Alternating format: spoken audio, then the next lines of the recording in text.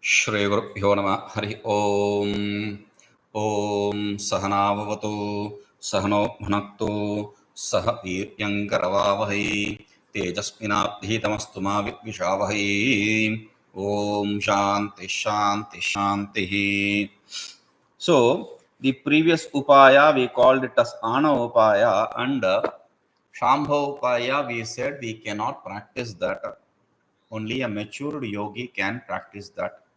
Shakta upaya, I also said that that also needs a lot of maturity, a complete focus. Ana upaya we can practice. So the previous one was Ana upaya. So we should be able to practice it. But the problem with that is it is talking about the Kundalini yoga, the Shunya Avastha. Kundalini yoga, that is the important thing. Or prana. If you stick with the prana and that thing, then there is a possibility of focusing the prana somewhere and doing it.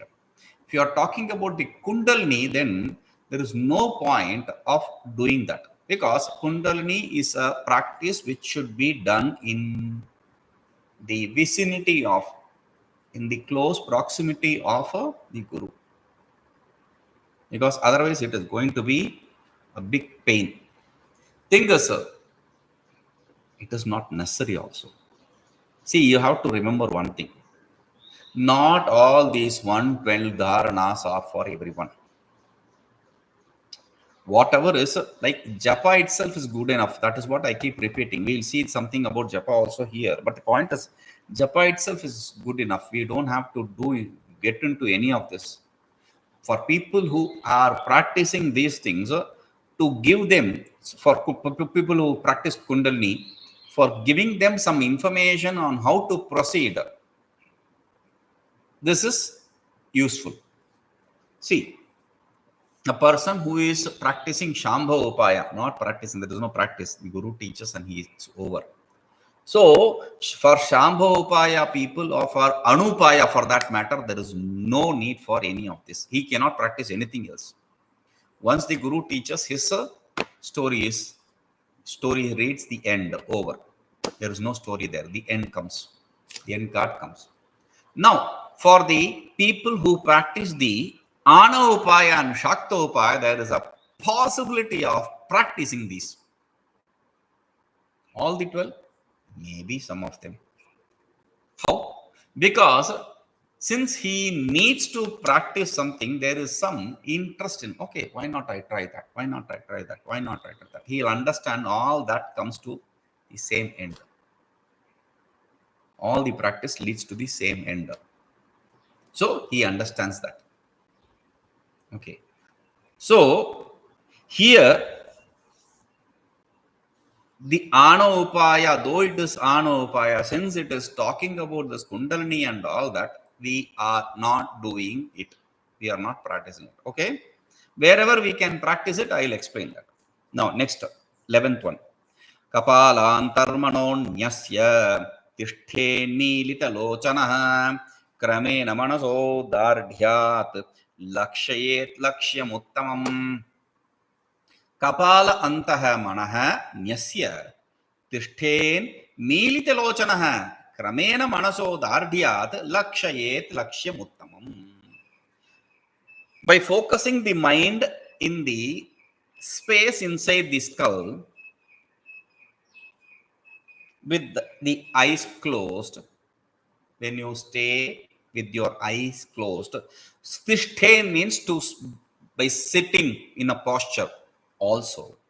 And tiṣṭhet, if you put it later, mīlitalocanaḥ tiṣṭhet, stay with your eyes closed. Say, stay with your eyes closed also. Simply saying mīlitalocanaḥ means stays with your eyes closed. But stay with your eyes closed means stay. That is also that. First, let us understand this. Stay with your eyes closed. By staying with your eyes closed and focusing on that space in the cavity inside that skull, then what happens? When you slowly strengthen the mind in this way, krameṇa manaso. When you slowly strengthen the mind, then one gains that supreme state. Okay, that is what this says. Now, here the cavity, meditating on the cavity, shunya bhairava, that is what is said. Shunya. See, we saw pranapana, now then we saw the kundalini, now we are entering the shunya, right? Shunya panchakam. So this shunya meditation is what is said here. Now, kapālāntarmano nyasya kapālāntah.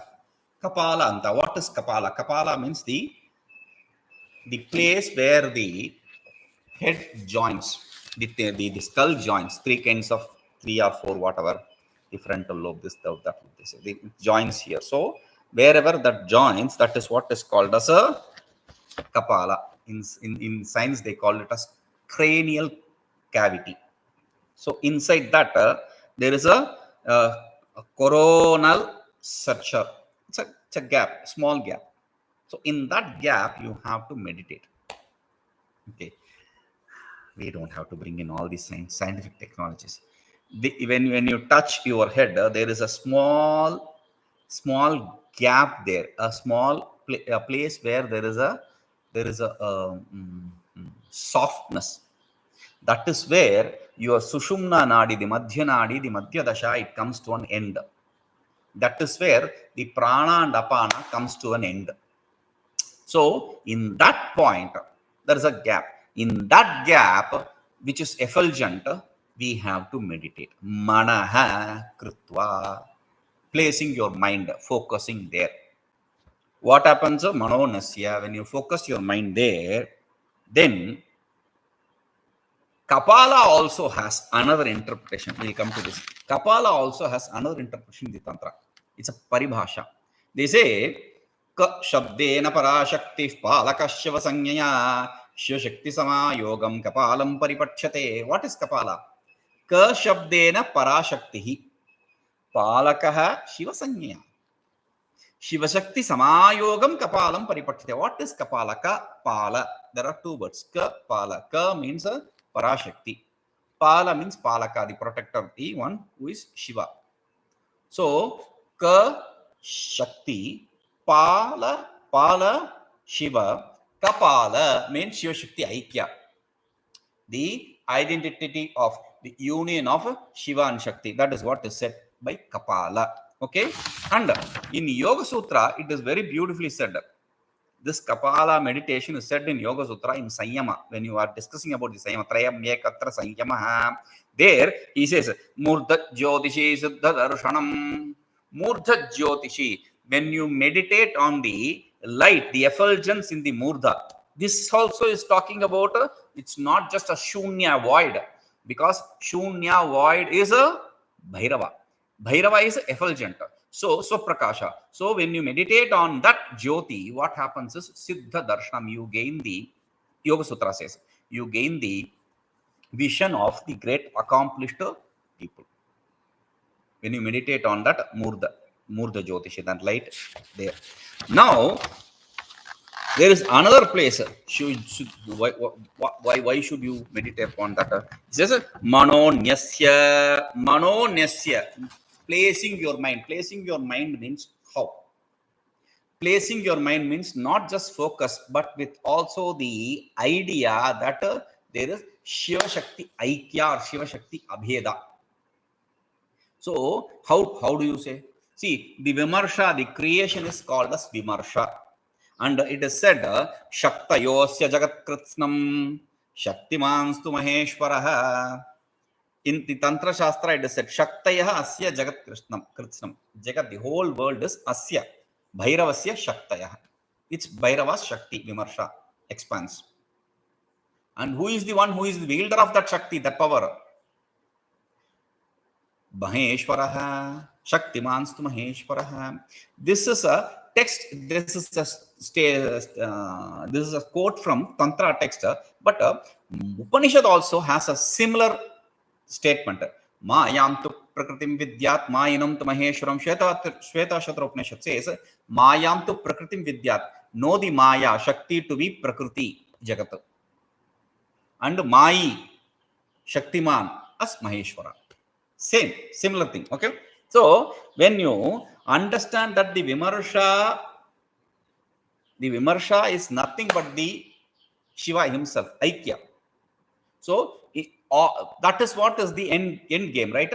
All this is I am all this. So that idea, the abeda, see, next he says, mīlitalocanaḥ tiṣṭhan, by keeping your eyes closed. Keeping your eyes closed means keeping your sense organ closed. Keeping your sense organ closed means having the idea of identity. When will you have the sense organ run behind the objects? When the sense objects are different from you. When the vimarsha is not different from me, the creation is not different from me, the Bhairava, then where can the sense organs go? So, with the idea of abedha, when you stay, simply put, with your eyes closed, that is not the point here. Okay, when this with the sense of idea, because we are going to the shakta upaya. So, with the sense of the identity, what happens? Krameṇa manaso dārḍhyāt, slowly by focusing the mind in that effulgence, which exists in the kapālāntarmano, in the whole of the head, or where the prana and apana comes to an end in the sushumna nadi. There, when you do that, lakṣayellakṣyamuttamam lakṣayet, uttamam lakṣyam, the supreme goal. That is a lakṣayat, it is gained. Supreme goal is gained means how? See, lakṣana means to imply. To imply means now here it pointing out. Okay, I don't know what pot means. Oh, that is pot. Oh, is that pot? Okay, now I know what pot is. So the tantra, this the sadhana, when you meditate on this space, this cavity, this effulgence, what it leads to is the Bhairava. See, until now you know the Bhairava immediately. Now with this, the immediate knowledge takes place. That is what it says, lakṣayet. So it implies you. It shows, points out to that Bhairava. This sadhana points to you that Bhairava. Meaning, if you gain the immediate knowledge of Bhairava. Okay. As not this is pot and this is Bhairava. No, as I am Bhairava. That is the idea. That is the difference. Only difference. Okay. Now, this is a shakta upaya, as we said. Then, madhyanāḍī madhyasaṃsthā bisasūtrābharūpayā dhyātāntarvyomayā devyā tayā devaḥ prakāśate. Madhyanāḍī madhyasaṃsthā bisasūtrābharūpayā dhyātāntarvyomayā devyā tayā devaḥ prakāśate. Madhyanāḍī, the general meaning for the sutra, first we'll listen. See, in the Sushumna Nadi, at the center of the Sushumna Nadi, there is a Sushumna Nadi is like a soft lotus stem. Okay, so in that there is a small gap in that Nadi. So in that gap means a Shunya. Shunya means it is the Bhairava himself. So meditating on that Shunya, meditating on that Bhairava. So what happens is through this Bhairavi, the meditation, which is the Bhairavi, the Bhairava, the devaḥ, Bhairava manifests. Okay. Now, madhyanāḍī means the Sushumna Nadi, we said. Madhyasaṃsthā means that which exists in the heart. See, though Sushumna Nadi goes and ends in the Brahmarandra, finally you have to come to the heart. That is why, while meditating, we say for doing japa, we don't have to meditate on this place and that place. Meditate on your heart. Place a lotus leaf and place a asana on top of the lotus leaf. That is the pot. That is part of meditation. And place the devata, the ishta, the guru or the god on that lotus leaf and meditate. So here, madhyanāḍī, madhyasaṃsthā, in the heart cavity, what happens? There is this brightness, effulgence, where bisasūtrābharūpayā, that in the stem, like lotus stem,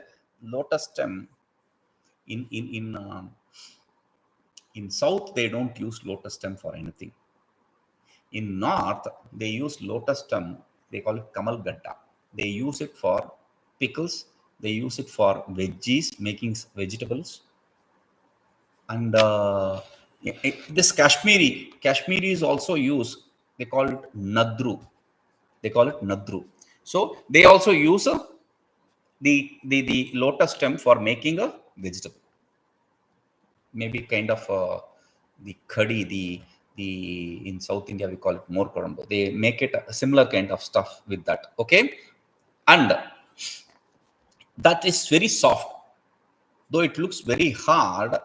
If you start cutting it, this knife goes smoothly in it. So soft. That is why he says so soft here means so subtle. That's the idea here. So it is so subtle because you are not going to cut the nadi. It is so subtle a nadi. In that there is this void, the Bhairava. When you meditate, dhyātam, when you meditate on him, meditate on that gap means chidakasha, space, akasha, vyoma, akasha. And that in antarvyoma, inside that nadi in the heart, what is that? Chidakasha. So when you meditate on that chidakasha, the deva, he manifests naturally.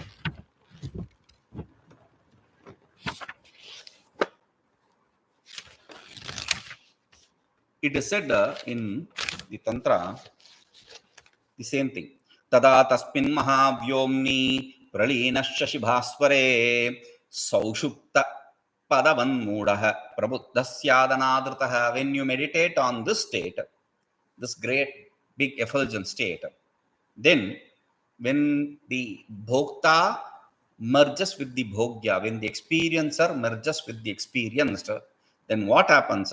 Like this idiot, mudaha, this idiot, this ignorant is in the state of daze, in the state of sleep. Similarly, for this wise one also will be in the state of a daze. Meaning, see, the idiot does not know the duality in the state of sleep. But this awakened one does not see the duality in the state of being awake. That is the difference. Okay, we'll see this. Om Purnamadaః Purnamidam Purnāt Purnamudachyate Purnasya Purnamadaya Purnamevavashishyate. Om Shanti Shanti Shanti.